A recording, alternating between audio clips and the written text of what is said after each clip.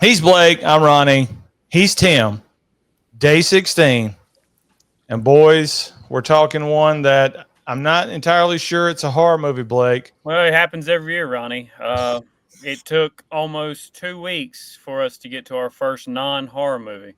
Well, this one was specifically, when I'm doing this, first thing I do is I ask everybody to throw in what they want to watch this month. Then I ignore it. And then I try to add in what I think are things that build off of either me, you, Tim, or Boz, or movies we watched previously.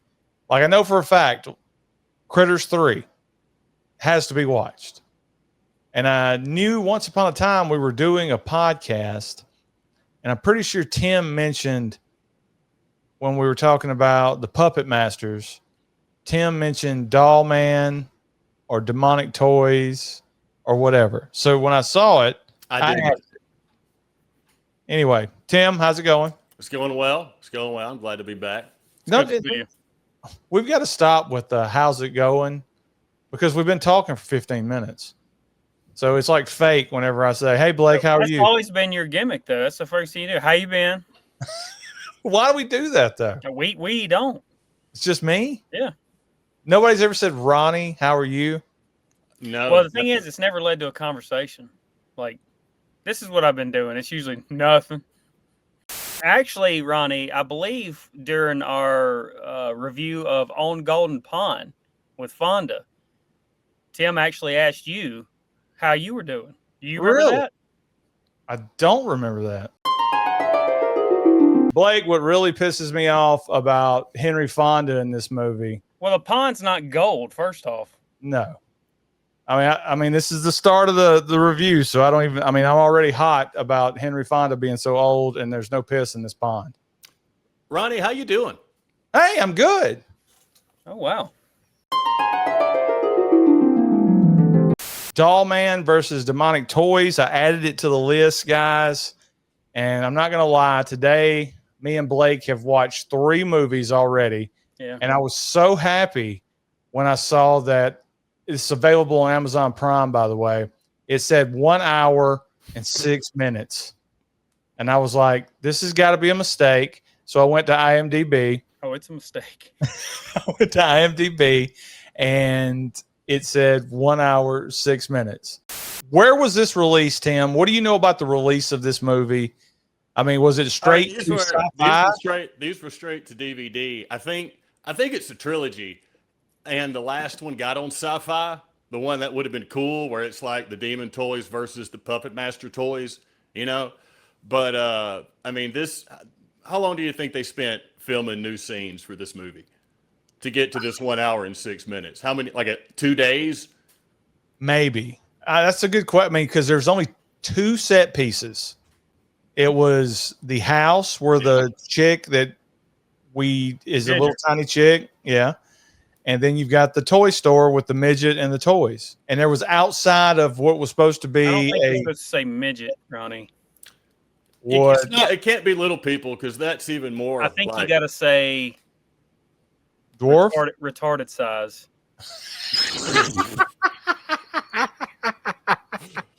Tim, what's this guy's name? Because I'm pretty sure he was in Ghoulies. The midget? I thought he was the warrior guy from Willow.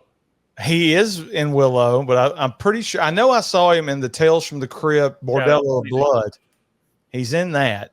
But I thought he was also in Ghoulies. He was also, oh my goodness, he's in a movie, Tim, that we reviewed, or Blake, one of us, where he's dressed up like somebody. Little midget thing. Don't know that movie, Tim, where that actor dressed up like somebody? They all can't be winners, boys. Was he the guy you call if Warwick Davis is busy? Yeah. In the business, he's known as the other one. He's in The Black Cauldron. No. He's in Willow. He's an Ewok in Star Wars. He is Greaser Greg in Garbage Pail Kids. That's what we remember him from. Greaser Greg. I knew we knew him from something. Oh, God. It's Phil Fondacaro. He was Pistol Pete or whatever that guy's name. Greaser Greg in Garbage Pail Kids. Oh, nice call. He also was in Double. Greaser Greg Maravich. You mean Double Toilet Trouble? The Mary-Kate and Ashley movie? He was in Double Toil and Trouble, Blake. Remember when we reviewed that movie way back last Halloween with Mary-Kate and Ashley Olsen? Of course. And then Mary-Kate and Ashley Olsen run out there, and Cloris Leachman swings from a tree out of nowhere, Blake, with no bottoms on. I didn't know what was going on because I thought this was supposed to be a kid movie. Oscar the Midget comes running out there, steals their clothes, runs off, does the little thing like in Porky's, and they have to run naked right there in front of the town. Craziest thing I've ever seen. I can't wait until these girls turn 18. Anyway, I mean, this whole entire movie was a flashback. Was there a Demonic Toys movie and then a Dollman movie? I was wondering the same thing. Is this a crossover? Because they're telling two different backstories here. Right. It's definitely a crossover. I mean, this is a crossover I didn't even know about, Blake. Well, this is straight from that Demon Toys movies we watched like 2 weeks ago. Really? Yeah. So the clown demonic toy, you know, like the wormy looking thing. The one that goes, hey! Yeah, exactly. I think his only purpose is to be like the to the baby's jokes, right? I got you. Like he doesn't do anything in the movie. Exactly. He's there. He's like audience clap. He's the applause sign because, I mean, let's face it, stuff was kind of falling a little flat. What was your favorite demonic toy? The robot. With Robot's good. It's got Lasers. Yeah. Robot demonic toy goes beneath the laser. I am a demonic toy. I'm going to get you pregnant. Here's the deal with Tim Thomerson.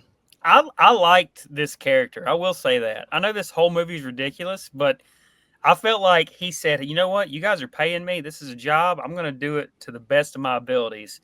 And by far, I don't know if you guys agree with me, best character in the whole movie. Why don't you put some clothes on?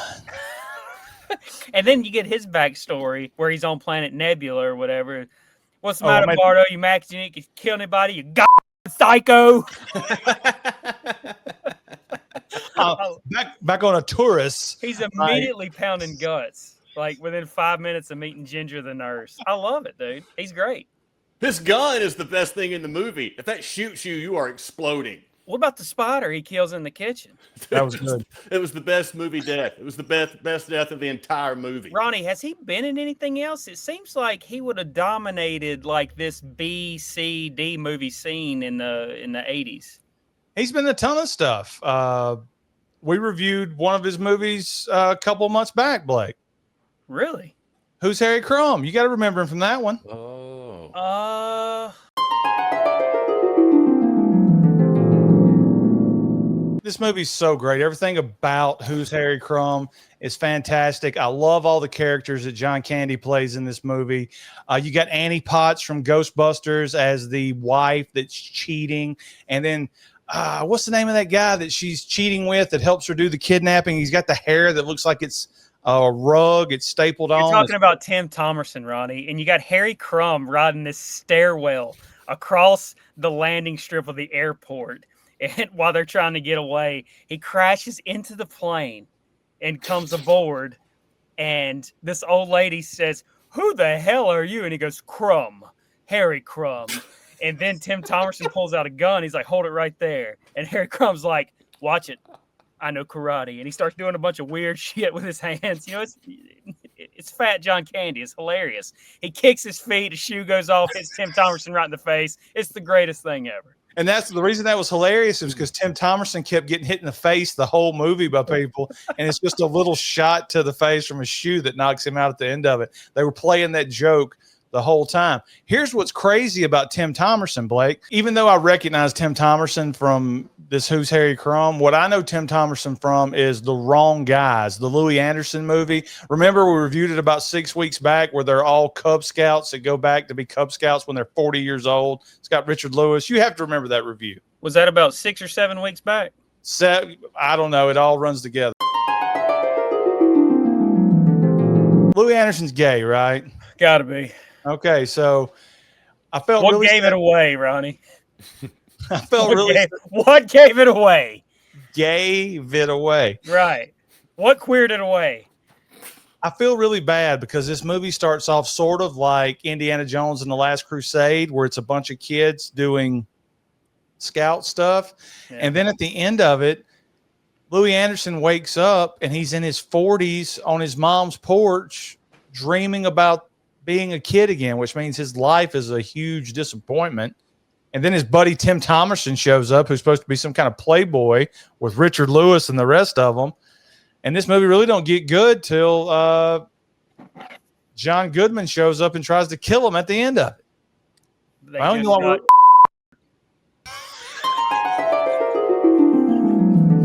You know who the voice of the baby is? Bruce Willis. It's Frank Welker. Oh. Wes Welker's dad? Well, possibly. He's like the voice of 100 different guys. He was the voice of Megatron. Oh. Like he's one of those guys. Like he does people you've heard, but somehow he's here. I guess it was late 1990s, right? When did these come out? This was like 91, 94. 94. Dollman was 91. He was probably looking for work. So, I mean, you know what underrated cartoon? Mask. Mask was incredible. I love it. He probably did a voice in The Mask. He was the voice in SWAT Cats. So, Tim, you're an expert on Dollman. Yep. I thought for a minute that his gun, because he's a small, tiny alien, and I really wanted to get to know more about the bad guy on his planet, Screw, or whatever his name was that they were trying to get. But I thought he was going to be like, the gimmick was he's a tiny guy, but his gun will kill an adult human. Well, yeah. I mean, he shoots his gun and everything. Why the weird Magneto trick with the gun? Like, why make that a feature? Because they only show it twice, and it's not used for anything else. Like, his ability doesn't get him out of trouble. It just makes his gun stick to his hand. And I'm pretty sure he didn't use it in the movie. I think he just used it in the flashback of Dollman. He did use it once in the movie, I think. It was hard to keep track. Okay, so the whole plot of this movie is these demonic toys are waiting for the master to come back at midnight. What was the plan? Well, he comes back as a baby. You got to make the baby. They were trying to get somebody pregnant. They had the midget bringing them to get them pregnant or to make them small. What was the plan if Dollman and the little woman hadn't have showed up? Oh, that's a great question. I think they were just going to hang out and, keep feeding on. And it can't be a movie without some kind of assault. Is it weird that she was 5 inches tall and sexualized? I thought that crossed the line. You got to be at least 5'6". Can we talk about the reporter who came to the window? Line of the movie was, who's the master? Effing Ken Doll. Brick Bardo's a great name. Brick Bardo is a legit Dollman name. But I'll give you that. It's a great name. I mean, at the end of it, they kill all the dolls. The master never comes back. At least in Howard the Duck, we got to see the monsters that were coming to the planet there for a second. I don't remember reviewing Howard the Duck. Did get to see the master. They killed Tim. You're a Skinamax expert. Was that female cop? Has she ever been anything with? She was Emmanuel. Oh, what does that mean? But I mean, they killed her right off the bat. I mean, she should have been in everything. Man, and none of the deaths were any good. None. Look at the spider death was the best one, and everything else was super crappy. Shooting the clown that all the time, whatever green jello they filled all the dolls with. Yeah. And at the end of it, then at the beginning of the movie, when the baby doll that does all the cussing but has zero effect because it's too much cussing, didn't the baby doll said you can only kill magic with magic, and then said the B word to the cop, and then there's no magic that's used to kill him at the end of the movie? Well, yes. Bardo is not of this planet, Ronnie. Oh, because it's a space gun. Oh, space guns. Boom. All right. Well, look, I'll be honest. I don't know if it's just because it was a 1 hour flick. I had a good time watching this. I liked it. 9. Now, it wasn't a horror movie, but it was quick. It was fun. Had a couple of good lines in there. I wish I didn't see the point of the female officer. They killed her off pretty quick. Obviously, she's from the movie Demonic Toys. Yeah, they had to bring her in too, and I guess you. I don't know. Crossover. She was terrible. The women in this movie were terrible. It was like they were reading their lines. It's just wild that she, the Bardo gets to cross over and survive, but she don't. Yeah, what is the little? He's got more movies. He's the franchise. What is the little chick? Did she have her own movie, or is that the only original story in the movie? She was Ronnie. If you look up, she was in Honey I Shrunk. All right, so this is more of a macho theater movie than a 31 Days. Well, it's not your fault. If I can go, the Ben Affleck Matt Damon movie with Robin Williams. Ronnie, it's not your fault. It's not your fault. Stop it! Don't you do that to me, Ronnie. It's not your fault. Stop it!